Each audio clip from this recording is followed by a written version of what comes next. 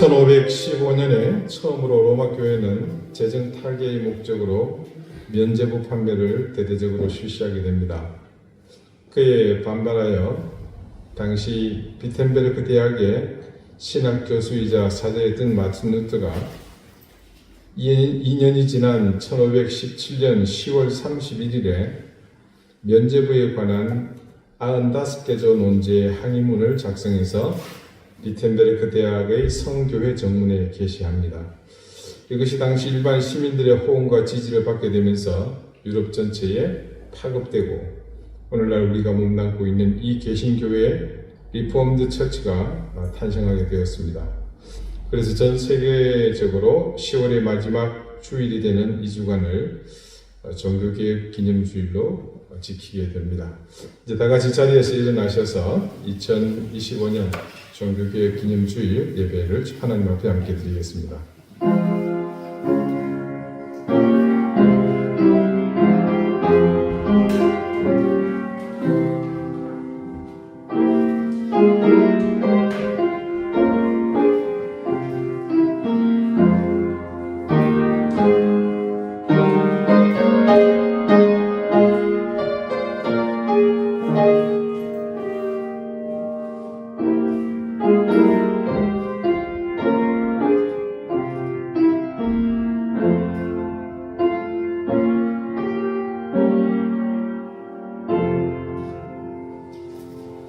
누가 주의 마음을 알았느냐? 누가 그의 모사가 되었느냐? 누가 주께 먼저 드려서 갚으심을 받겠느냐? 이는 만물이 주에게서 나오고 주로 말미암고 주에게로 돌아감이라. 그에게 영광이 세세히 있을지어다. 아멘. 지금으로부터 508년 전 하나님을 향한 방향을 잃었던 교회의 이정표를 바로 세우기 위해 우리 신앙의 선배들은 당시 지상 최대의 권력인 교회를 향해 오직 믿음으로, 오직 말씀으로, 오직 은혜로라는 기독교 신앙 본질로의 회복을 부르짖으며 올바른 길로의 회복을 선언했습니다. 오늘 우리가 가는 길이 과연 올바른 길인지 우리의 신앙, 우리의 모든 믿음의 행위가 지향하는 바를 점검하며 오직 하나님만을 위해 나가는 교회인지 우리 스스로를 돌아보려고 합니다. 하나님, 우리 각 사람이 교회임을 기억하며 그것은 곧 우리 인생의 방향이고 목적이며 나아갈 삶의 그 자체이기를 소망합니다. 그런 소망과 다짐으로 이 시간 하나님을 향해 서싸우니 이 예배를 통해 우리에게 바른 깨달음과 하나님의 굳건한 힘을 더하여 주십시오. 감사드리며 예수 그리스도 이름으로 기원하옵나이다. 아멘. 찬송가 4장 이렇게 찬송하겠습니다.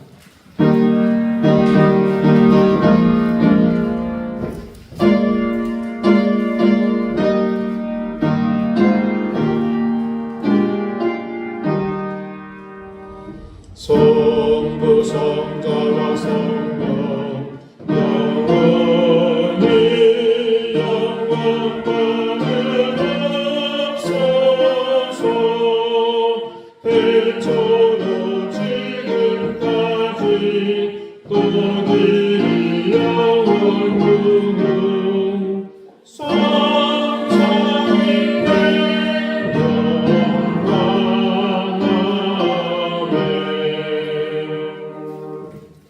이제 다 함께 참여의 기도를 드리겠습니다. 죄인된 우리에게 베푸시는 하나님의 끝없는 인자와 사랑을 기억하며 우리의 죄와 허물을 이 시간 인자와 사랑이신 주님 앞에 자백합니다. 우리 주의 인자와 사랑이 없으면 단 한순간도 인생으로서 살 수 없는 우리이기에 하나님의 자녀됨을 망각하고 살았던 지난 시간의 죄를 내 스스로 어찌할 수 없어 주님의 인자와 자비를 구합니다. 우리를 불쌍히 여겨 주십시오. 첫사람 아담의 자손인 우리는 여전히 욕망이 지배하는 삶을 삽니다. 우리 가운데 죄성은 언제나 우리 삶의 우선순위를 자신으로만 만들게 하며 하나님의 길, 말씀의 길, 성령이 이끄시는 길을 벗어나 살기만을 고집하였습니다. 하나님, 우리가 이와 같은 죄를 저지르고 살았습니다. 우리가 이런 죄인입니다. 교만하여 주님 말씀 앞에 엎드리지 못하고 무지하여 천지를 분간하지 못했던 우리의 삶을 불쌍히 여겨 주십시오. 우리를 붙들고 있는 이 악한 힘에서 건져주시고 어둠을 걷어내 빛의 자녀로 살아가게 해주십시오. 이제는 하나님과 나만이 하는 은밀한 죄를 생각하며 계속해서 침묵 가운데 참회의 기도를 드립니다.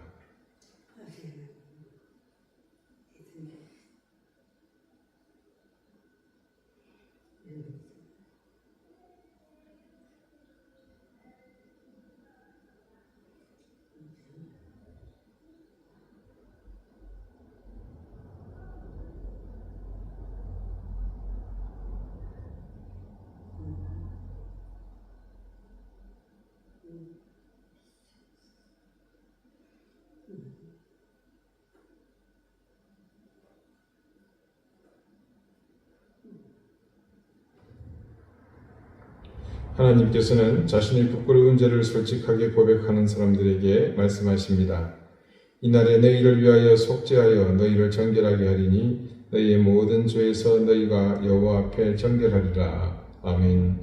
이제는 사도신경으로 우리의 신앙을 고백하오니 나는 전능하신 아버지 하나님 천지의 창조주를 믿습니다.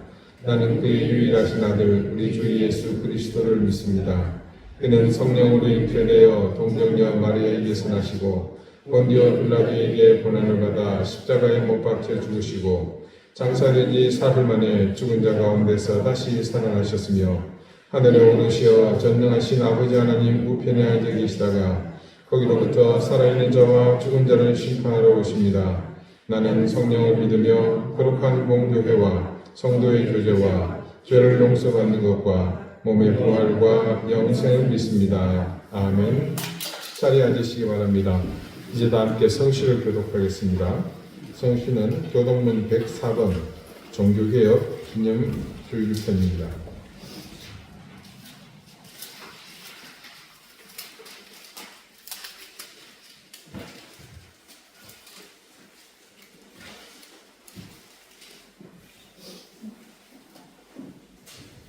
나의 힘이신 여호와여 내가 주를 사랑하나이다. 여호와는 나의 산소이시요 나의 요새이시요 나를 건지시는 이시요 나의 하나님이시여 내가 그 안에 피할 나의 바위시요 나의 방패시요 나의 구원의 불이시요 나의 산소이시로다. 예수께서 이르시되 오히려 하나님의 말씀을 듣고 지키는 자가 복이 있느니라 하시니라. 내가 복음을 놀라워하지 아니하노니 이 복음은 모든 믿는 자에게 구원을 주시는 하나님의 능력이 됨이라. 먼저는 유대인에게요 그리고 헬라인에게로다. 복음에는 하나님의 의가 나타나서 믿음으로 믿음에 이르게 하나니 비록 그랬다 오직 의인은 믿음으로 말미암아 너희가 내 말에 거하면 참으로 내 제자가 되고 진리를 알지니 진리가 너희를 자유롭게 하리라. 우리 주 예수 그리스도로 말미암아 우리에게 승리를 주시는 하나님께 감사하노니 그러므로 내 사랑하는 형제들아 변신하며 흔들리지 말고 항상 주의 일에 더욱 힘쓰는 자들이 되라. 아멘. 기도드리겠습니다.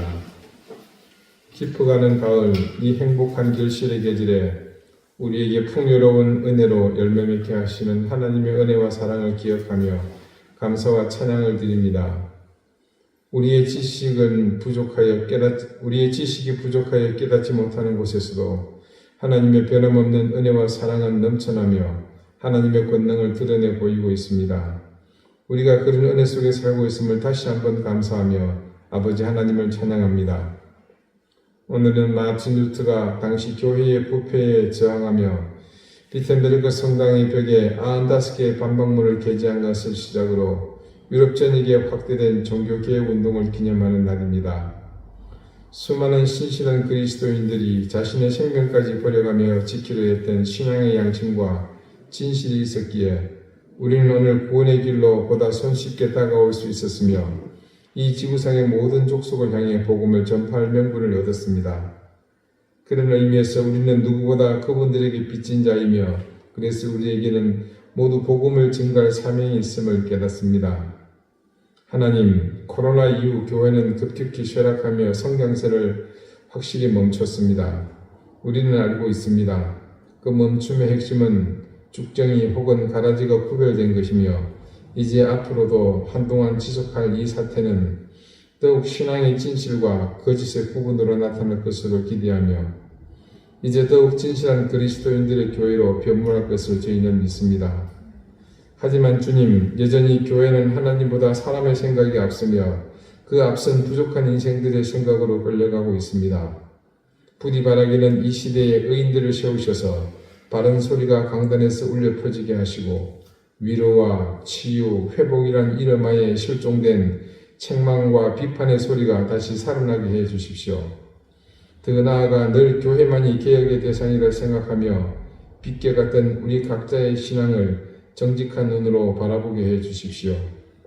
우리 각자가 교회라는 사실을 정확히 인식하며 그 개혁의 대상이 분명 우리에게서부터 시작됨을 잊지 않게 해 주십시오. 하나님, 지구촌 모든 분열과 다툼 그리고 그것이 극에 달한 전쟁의 현장에 함께 해주시기를 간절히 구합니다.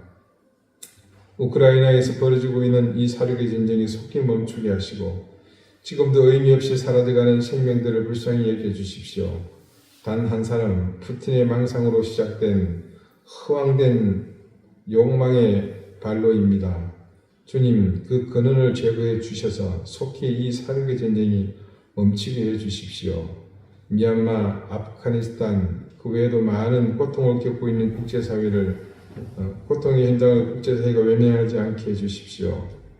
하나님, 지난 주간 역시 우리는 캄보디아에서 일어났던 도저히 이해가 되지 않는 수많은 범죄 사실 때문에 가슴 아파해야 했습니다. 주님, 국가가 강력한 힘으로 이 일에 나서게 하시고 국가의 존재, 정부의 역할이 무엇인지를 분명히 보일 수 있게 해주십시오. 무안공항에서 사고로 가족을 잃은 사람들을 위로해 주십시오. 조속히 정부와 여당이 나서서 그들이 잘했던 것처럼 외면하고 있는 진실 앞에 바르게 서게 하시고 그렇게 함으로 유족들의 흘린 피눈물이 하나님 위로받게 해주십시오. 우리 사랑하는 교우들을 지켜주시기를 간절히 구합니다. 병마로 고통받는 가족들을 구해 주십시오. 우리 양정우 집사를 하나님께서 긍휼히 여겨주시고 그 아들을 속히 회복시켜 주시기를 간절히 구합니다.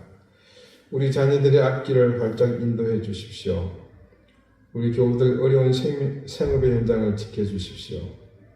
주님, 이 시간 예배하기 위해 나온 주님의 자녀들을 하나님이 이끌어 주셨사오니 이 10년 가운데 역사해 주셔서 겸손과 가난한 심령으로 주님을 바라보는 이들에게 하늘의 신령한 은혜와 땅의 기름진 복을 넘치게 더해 주십시오. 감사드리며 예수 그리스도 이름으로 기도드립니다. 아멘.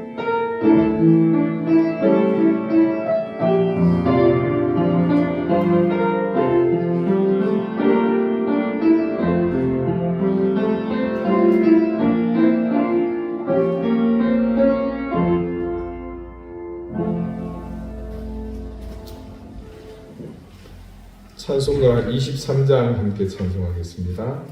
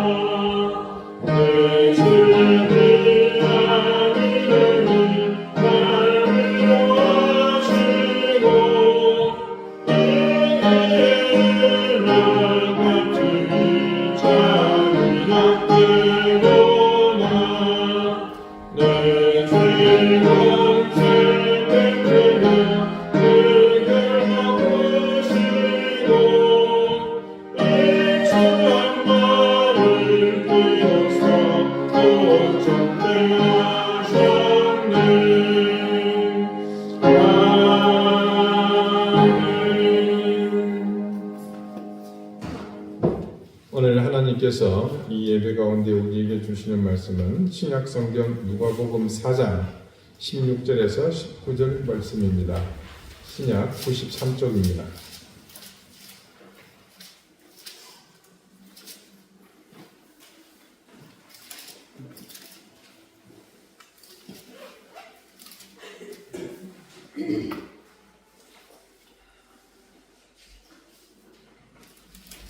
누가복음 4장 16절에서 19절까지의 말씀을 제가 읽겠습니다. 이제 다 같이 자리에서 일어나 하나님의 말씀을 경청하십시오.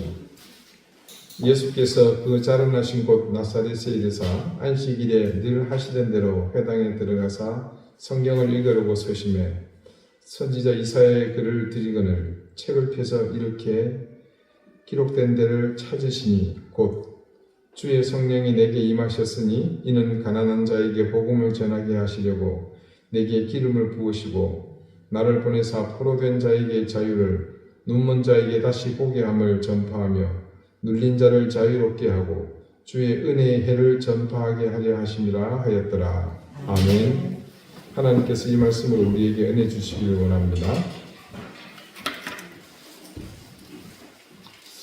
2018년 이후 우리 교회가 종교개혁 기념주의를 그냥 지나쳐 왔다는 사실을 이번에 제가 알게 되었습니다.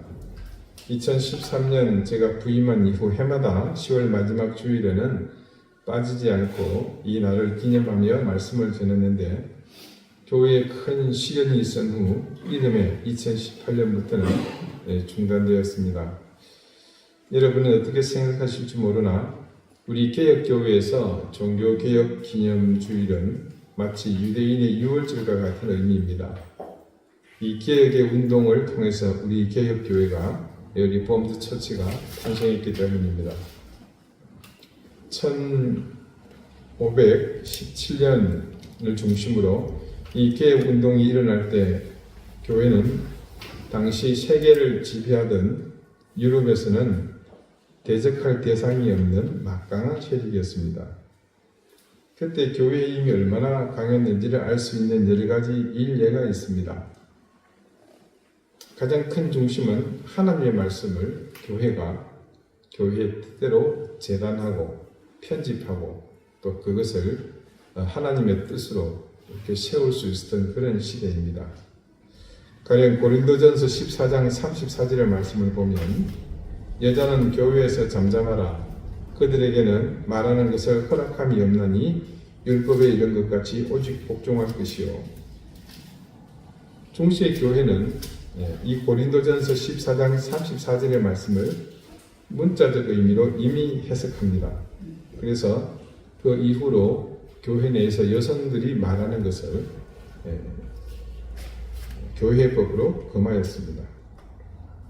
그래서 1565년 교황 레오 10세 때 시스틴 성당에서부터 시작하여 여성 연주자들의 연주와 성가대 활동을 금합니다. 교황 식스투스 5세 시대부터는 모든 카톨릭권 도시의 극장까지 그 법이 확대됩니다. 이런 여파로 이후 교회의 성가는 이른바 카스트라토라 불리는 거세된 남성 연주자들이 성가를 도맡아 하게 되었습니다. 카스트라토는 거세하다라는 뜻을 가진 라틴어 카스트라레에서 파생된 용어입니다. 이들은 소프라노나 콘트랄로 그러니까 알토 음역을 유지하기 위해서 남성이요 변성기가 되기 전에 생식기를 거시한 남자 성악가를 통칭합니다. 카스트라토는 주로 고아나 가난한 집안의 소년 중에 목소리가 고운 아이들을 골라 선별했습니다. 물론 이 수술은 생명까지 앗아갈 위협이 있어서 법적으로는 금지되어 있었습니다. 그러나 빈곤층들은 부귀를 누리기 위해 자신의 어린 아들에게 이 거세 수술을 시켰습니다. 수술을 받은 소년의 생식 기능은 영원히 없어지게 되고 남자가 성장하면서 나타나는 목소리 변성과 같은 2차 성징이 나타나지 않게 된다고 합니다. 이렇게 2차 성징이 나타나지 않는 카스트라토의 후두는 성인 남자에 비해 3분의 1 정도 작고 또 성대도 남성보다는 짧지만 여성보다는 길게 되며 점차 흉곽이 확장되고 폐 부위에 보다 큰 면적을 갖게 된다고 합니다. 그렇게 되니 카스트라토는 일반인보다도 호흡이 길고 조절도 자유자재로 할 수 있게 됩니다. 이런 효과는 성학 분야에서는 단연 독보적인 기량을 보이게 되는데 그 독보적인 기량이라는 것이 다음과 같습니다. 일반인들과 비교해서 2옥타브 이상을 구사할 수 있는 넓은 음역에 대단한 성량과 기민성 그리고 관통하는 듯한 특이한 음색으로 맑고 힘있는 목소리를 내게 된다고 합니다. 그러니 이들이 공명이 잘 되는 큰 성당에서 노래를 하면 과히 천상의 목소리라는 말이 절로 나왔을 정도라고 합니다. 교회에서 성가를 부를 때 이보다 더 적절한 성악가는 없는 셈이죠. 하지만 어떻습니까? 세상적으로는 돈을 벌기 위해서 생계를 위해서 그랬다 치지만 교회가 예배 때 거룩한 성가를 부를 목적으로 거세를 했다는 것은 도무지 용납할 수 없는 너무나도 비인간적이고 비인도적인 행위였습니다. 하나님께서 과연 거세된 남성의 탁월한 그 목소리로 부르는 찬양을 기뻐 받으셨을까라는 질문을 하지 않을 수 없습니다. 만약에 하나님께서 그렇게 노래하는 그 목소리를 기뻐하셨다면 처음부터 남자에게 변성기라는 것을 주시지도 않았을 겁니다. 조금만 생각해보면 그런 과거의 만행이 얼마나 부질없는 짓인지 금방 판단할 수 있습니다. 그런데도 교회는 그런 하나님의 생각보다 자신들의 귀를 만족해 하는 일에 이런 비인도적인 짓을 서슴지 않고 감행했습니다. 유럽 중세 유럽의 교회는요, 이처럼 굉장한 힘과 권력을 갖고 있었습니다.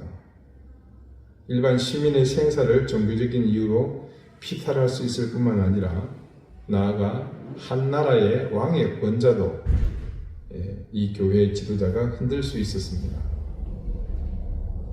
우리가 기억하는 교회의 또 다른 아픈 기억 중 하나는 교회가 시행한 이른바 마녀사냥이었습니다. 정말로 동화 속 가상의 존재가 실제 여인이라는 판단에 따라 몸무게가 작고 젊고 예쁜 여자들을 잡아다가 화형시켜 죽였습니다. 마녀가 뭐 타고 다니죠? 빗자루 타고 다닙니다. 그러니까 무겁고 뚱뚱한 여자는 그걸 못한다는 거예요. 참 재미있는 발상이죠. 그래서 가냘픈 여인들을 그 기준에 따라서 선별하고 장작되기 위해서 무차별 살해했습니다. 그러고 보면 여러분 중세의 미인들을 보면 전부 다가 퉁퉁합니다. 요즘 대부분 젊은 여성들이 바라고 소망하는 그것은 뭐다? 모두가 죽고 싶어서 환장하는 길이라는 것을 여기서 알 수 있습니다.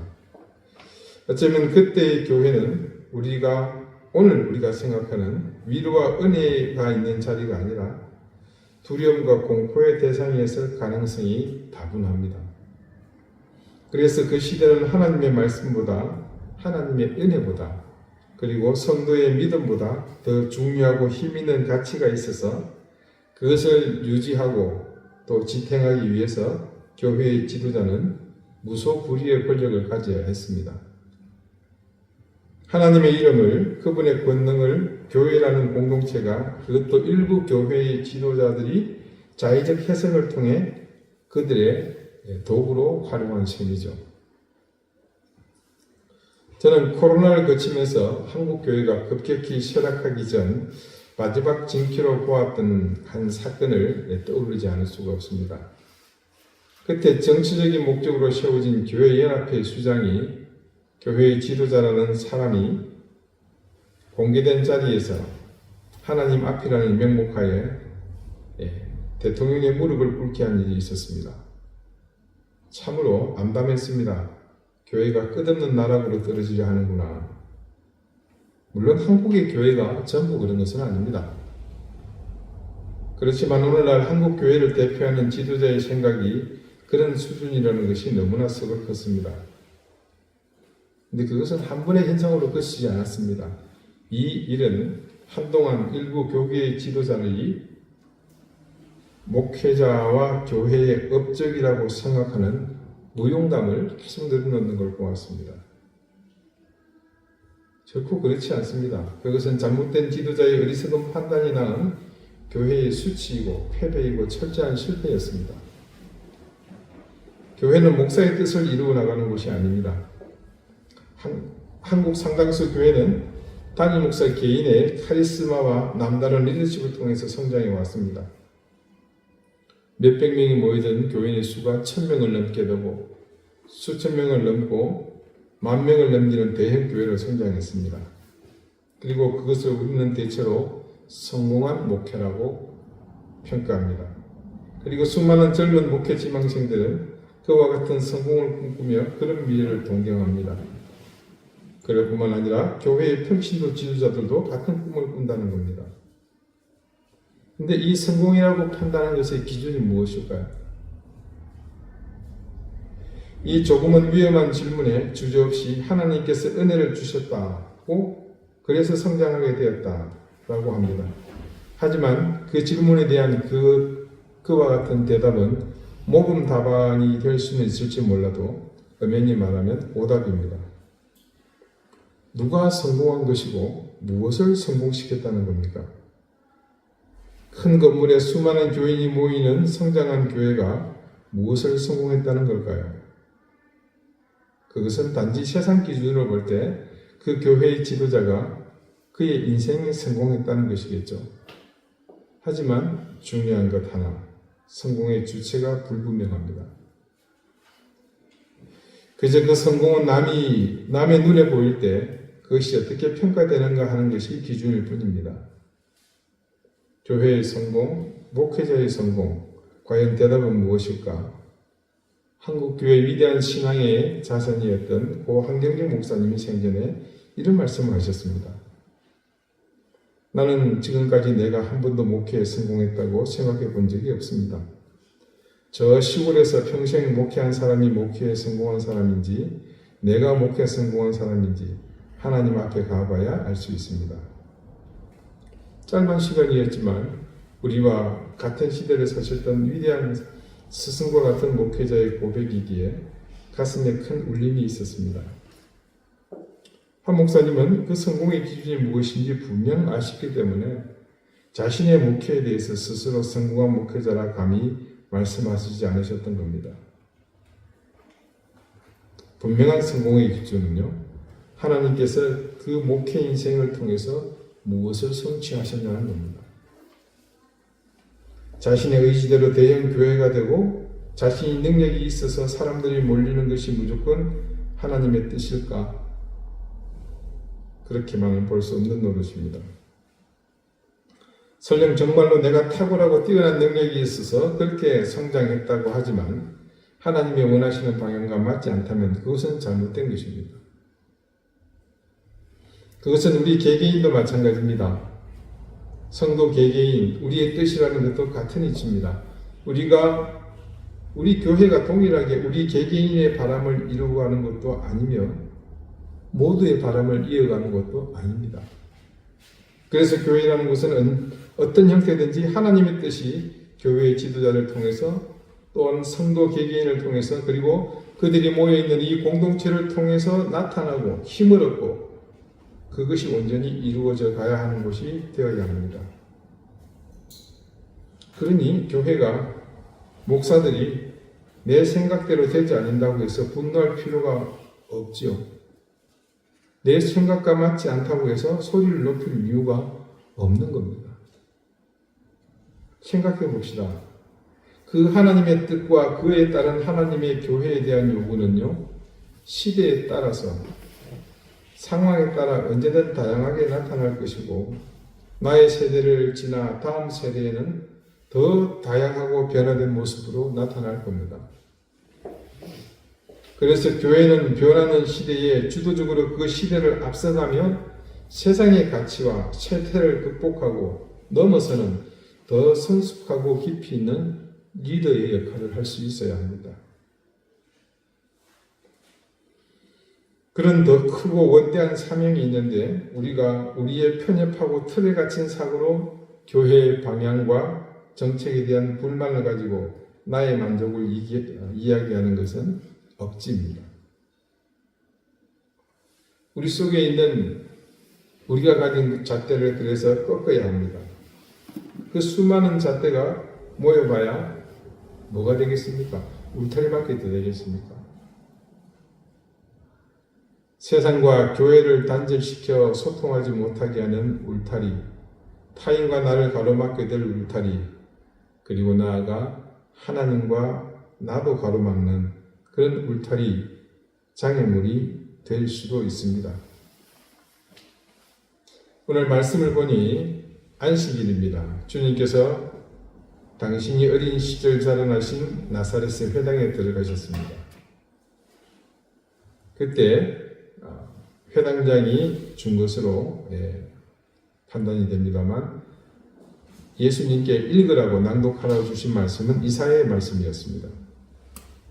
그런데 회당의 유대인들은 하나님의 말씀을 선포하신 주님을 그곳에서 배제하고 이후 내용을 보면 심지어 예수님을 죽이려고까지 했습니다.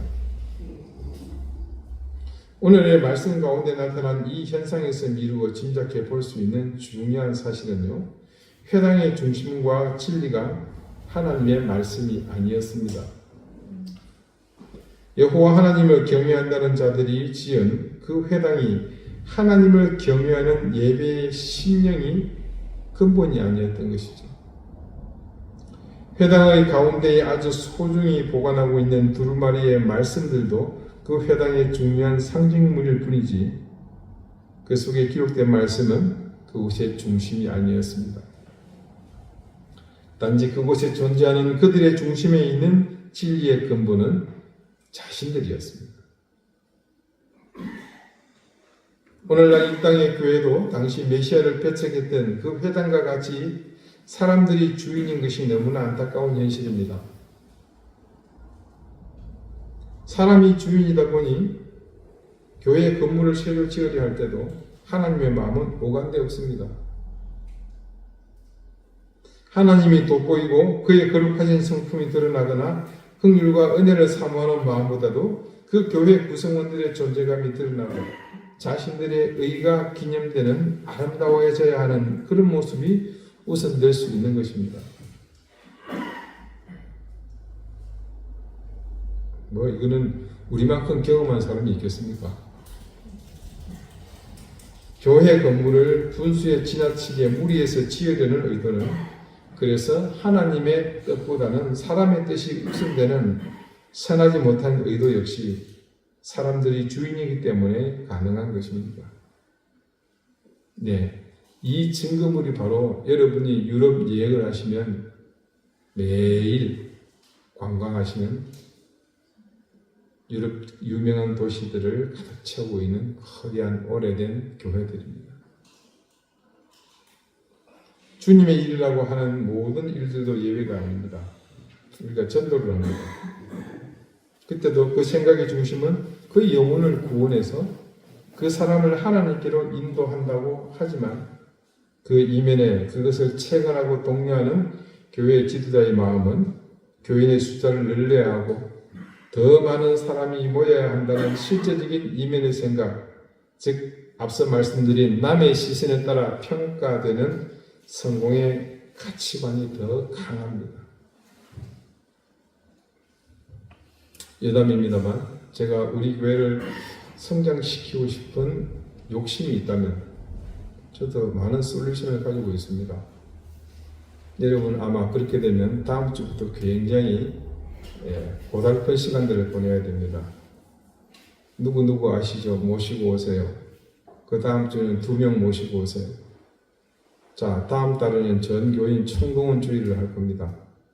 여러분 1인당 10분 이상씩 반드시 접촉하시고 모시고 나오세요. 교회는 조금 빚을 지면 됩니다. 그래서 요즘 받기 말고 꼭 하는 많은 상품들을 준비하고 오시는 분들에게 나눠드리면 됩니다. 그렇게 해서 성장해 왔어요.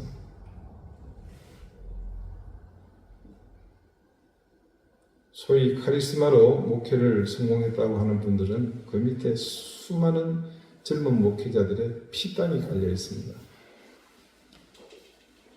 대단한 복습니다.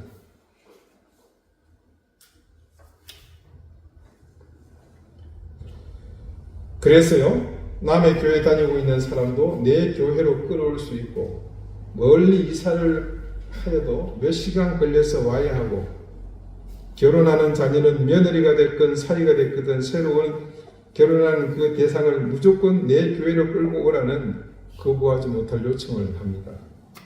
대형 버스, 중형 버스, 소형 버스, 마을 버스, 장난감 버스 다 동원해서 어느 곳에 계시든지 모시고 와서 채워야 합니다. 어떤 행사를 하더라도 또 어떤 프로그램을 하더라도 우리의 생각은 거의 같습니다. 모두 하나님의 뜻과 말씀보다 우리의 뜻과 의지와 바람으로 끌고 가는 것을 봅니다. 지금도 세상에는 쉼없이 교회의 숫자가 늘어나고 있습니다. 코로나로 잠시 주춤하였다고는 하나 여전히 선교 현장에서 그리고 대도시를 중심해서 이 땅에서도 언제까지일지 모르겠지만 교회는 매주 설립이 되고 있습니다. 이 세상이 곳곳에 십자가가 번쩍이는 교회가 가득 채워지게 되는 것은 분명히 하나님의 뜻일 수 있습니다. 세상에 가득한 셀 수 없는 많은 교회가 모두 한 가지 하나님의 뜻을 따르게 된다면, 그래서 그 교회를 세우신 그 목적을 따라 모두가 한 길을 가게 된다면 그것은 아마 하나님이 가장 기뻐하실 우리의 노력이고 칭찬받을 일입니다. 뿐만 아니라 세상도 함께 기뻐할 일입니다. 그러나 그렇지 않고 자신의 존재 방식과 성장에 대한 욕망과 소유에 대한 집착에 매달린다면 결과는 우리가 상상할 수도 없이 끔찍해질 겁니다. 그런 교회가 생겨날수록 이 땅은 더 오염되고 사람들에게서 하나님을 만날 기회를 빼앗아가는 겁니다. 그것은 다른 말로 교회가 복음을 가로막는 그런 형국이 되는 것과 같습니다. 한국의 경제성장이 한창일 때 교회는 그 성장의 중심이 축이 되었다는 판단이 한국 교회 성장에서 빼놓을 수 없는 요인입니다. 한마디로 교회는 세상에서 성공의 가도를 달리는 가장 잘 나가는 공동체였습니다. 실패라는 것을 모르는 항상 주목받는 그런 존재였습니다. 그런 성공과 높아져 보이는 교회가 세상의 수많은 사람들에게 미움과 질시의 대상이 되었다는 사실을 여러분은 생각해 본 적이 있으십니까? 역사를 거슬러 올라가 보면요, 교회가 세상 가운데서 촉망받고 득세할 때는 위세가 있고 권세가 있었을지 모르지만 속으로는 병들어갔습니다. 그때는 교회가 국가와 시민들 위에 군림했거든요. 하지만 교회가 고난받고 핍박을 받을 때 그 존재의 가치는 더 높았습니다. 훨씬 더 영적 능력이 있었고 진실과 순수한 신앙이 있었습니다. 그래서 교회가 득세할 때는 가난한 이웃에게 공포와 두려움의 대상이었지만 고난과 핍박이 있을 때는 가난하고 소외된 사람들의 진정한 친구가 되어 주었습니다. 오늘 누가복음의 말씀이 증거하는 사실을 봅시다. 주님의 성령이 내게 임하셨다고 합니다. 여러분에게도 그리고 제게도 모두 일어난 일입니다. 그런 사람들이 모인 곳이 바로 교회이죠. 그런데 그런 교회를 허락하신 것은 가난한 자에게 복음을 전하시는 목적이라고 말씀은 전합니다. 그래서 그 방법으로 복음을 전하게 하시려고 내게 기름을 부으셨고 주님의 능력을 힘있게 하셨습니다. 그리고 나를 보내서 가난한 자들에게 복음을 전하게 하려는 겁니다.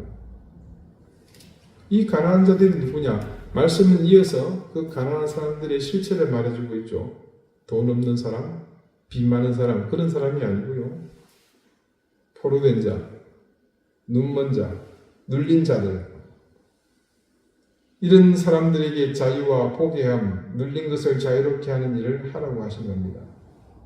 그 가난한 자들, 물질과 권력, 욕망의 포로가 된 자들, 온갖 장애를 안고 살아가는 소외된 이웃을 대변하는 보지 못하는 사람들, 가진 것이 없어서 많이 배우지 못해서 스스로에게 사람들에게 눌린 사람들, 결국 교회는요, 세상의 낮은 곳으로 나가서 그들의 친구가 되어줄 때 그곳에 은혜의 해가 비치게 된다는 의미가 바로 이 말씀입니다.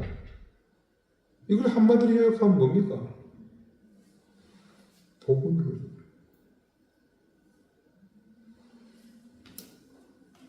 이사야 선지자를 통해서 말씀하셨던 그 예언의 말씀이 오늘 교회가 어떤 것을 지향하는 공동체가 되어야 하는지 오늘 신약에 다시 한번 우리 주님의 입술로 친히 세상에 이 복음을 선포하신 겁니다. 이것이 바로 교회가 해야 할 사명이며 이 땅 가운데 우리의 교회가 서 있는 이유입니다.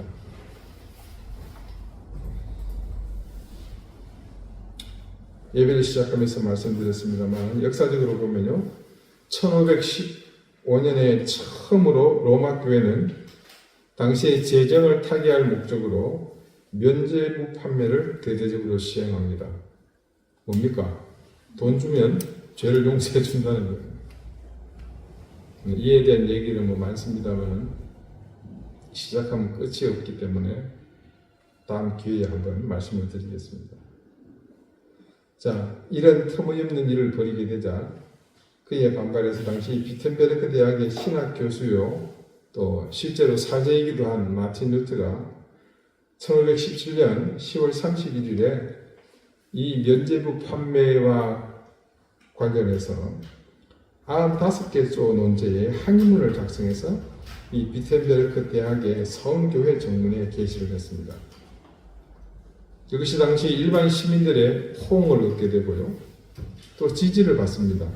그리고 점차 유럽 전체로 파급되어서 오늘날 우리가 몸담고 있는 이 개신교회 리폼드 처치가 탄생하게 된 겁니다.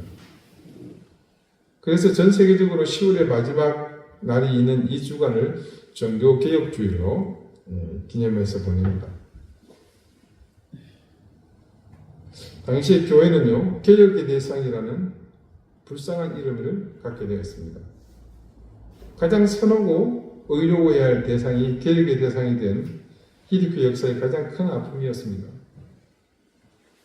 많은 사람들은 이번처럼 한국교회가 그때처럼 다시 개혁되어야 한다고 말합니다. 자, 8년 전에는요, 종교개혁, 일어난 지 500년이 되는 해였습니다. 그래서 대대적인 행사가 있었습니다.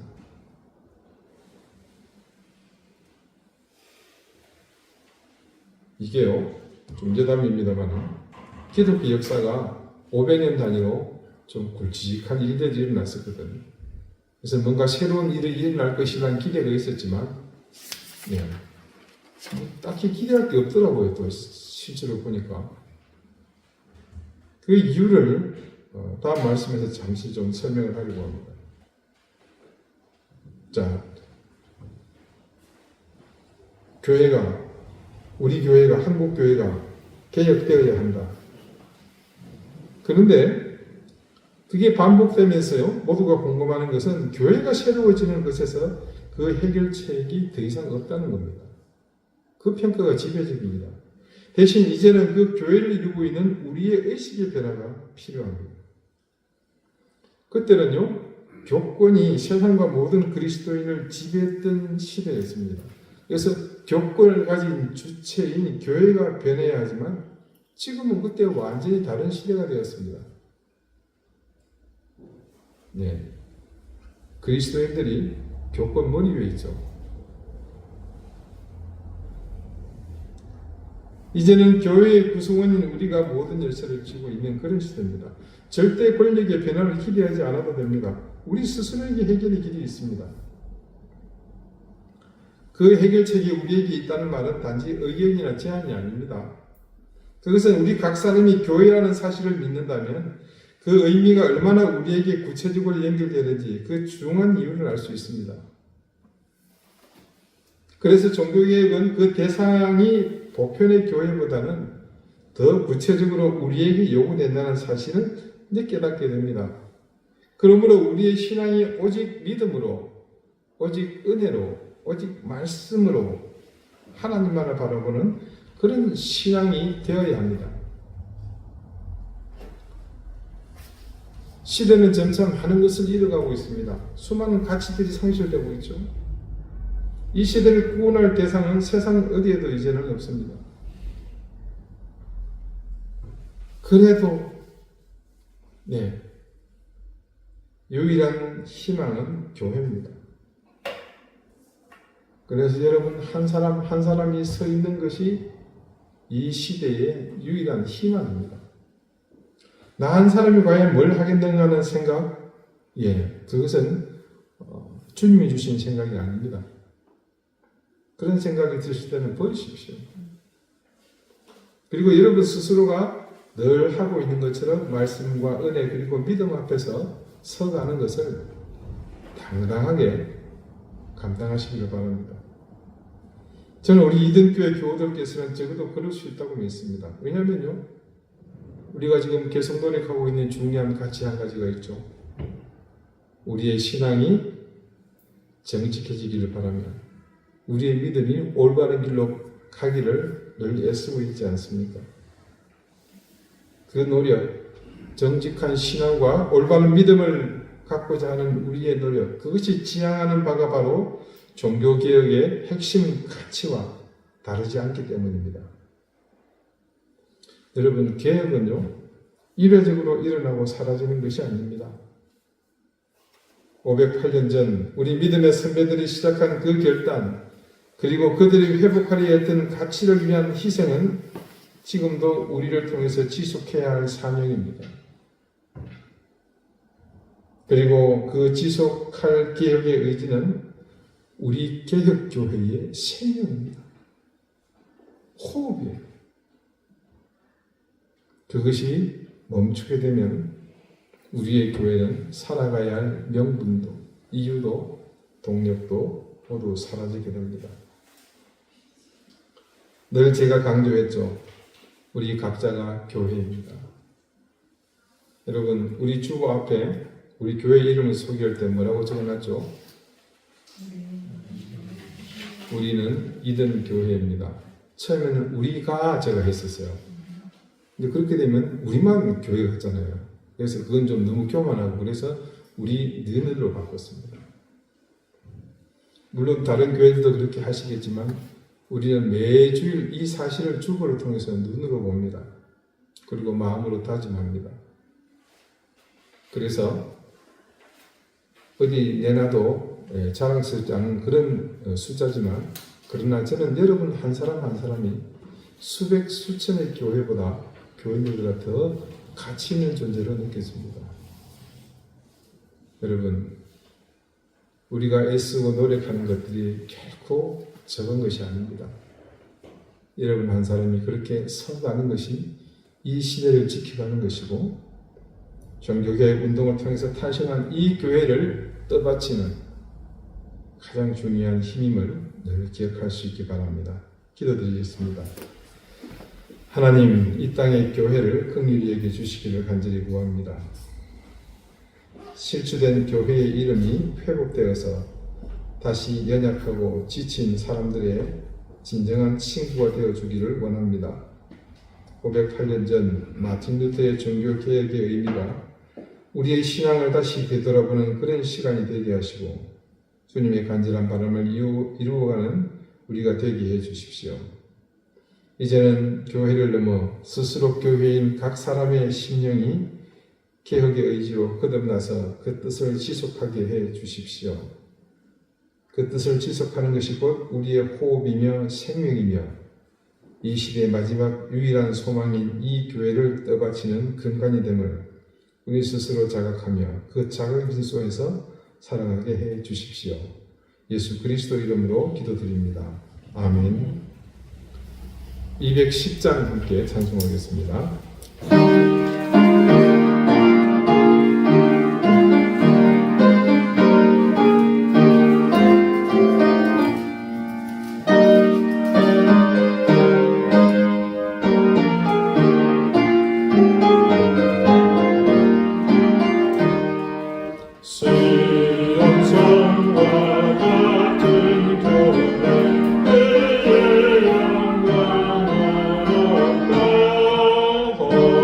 영광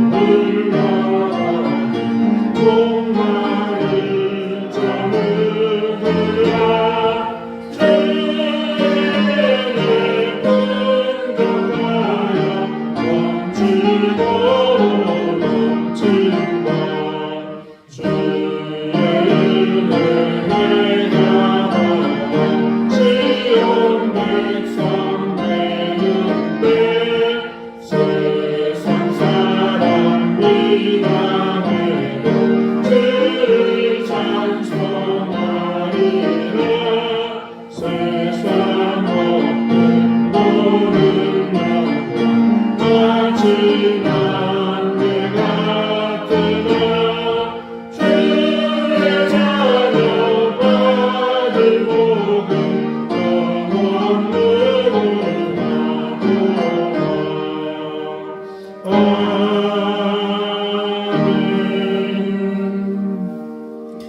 하나님의 은혜와 사랑을 기억합니다. 그래서 감사합니다.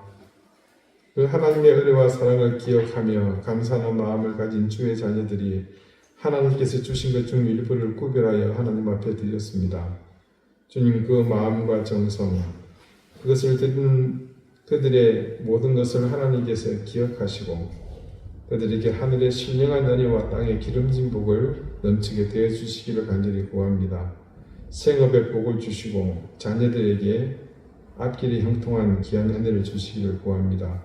무엇보다 더 건강의 복을 주시고 하나님 도우시는 손길이 끊임없이 이어지도록 은총을 대해 주시기를 기도합니다. 교회를 돌보며 섬기는 손길들의 땀과 수고를 기억해 주시고 그들 위해 하나님 더 놀라운 귀한 은혜를 더해 주십시오. 한 주간의 삶을 주님께 의탁합니다.